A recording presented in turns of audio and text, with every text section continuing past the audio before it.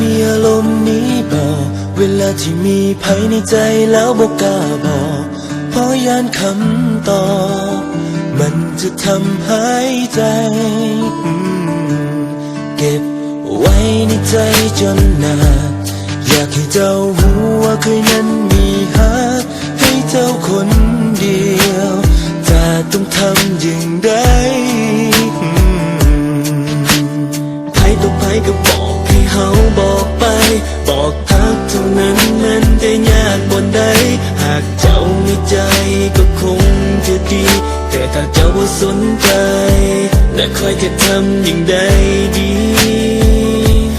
อยากให้รู้แต่บอกกล้าบอกอยากจะบอกไปแต่เมาบอกออกเพราะยานคำตอบจะบ่ตรง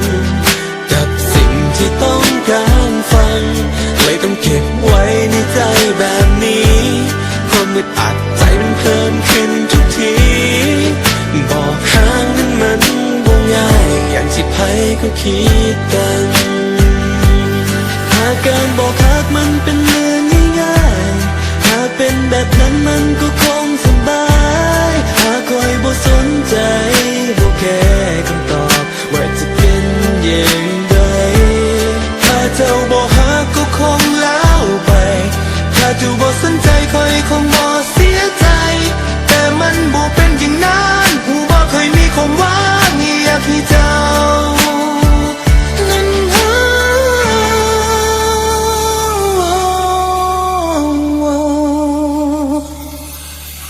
ใครต่อใครก็บอกให้เขาบอกไป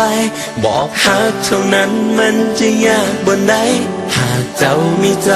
ก็คงจะดีแต่ถ้าเจ้าบ่สนใจแล้วคอยจะทำอย่างใดดี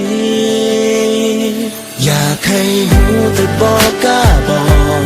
อยากจะบอกออกไปแต่มันเว้าบ่ออกเพราะยานคำตอบจะบ่ตรงกับสิ่งที่ต้องการฟังเลยต้องเก็บไว้ในใจแบบนี้ความอึดอัดใจมันเพิ่มขึ้นทุกทีบอกฮักนั้นมันบ่ง่ายอย่างที่ไผเขาคิดกันอยากให้รู้แต่บอกกล้าบอกอยากจะบอกออกไปแต่มันเว้าบ่ออกเพราะยานคำตอบจะบ่ตรงกับสิ่งที่ต้องการฟังเลยต้องเก็บไว้ในใจแบบนี้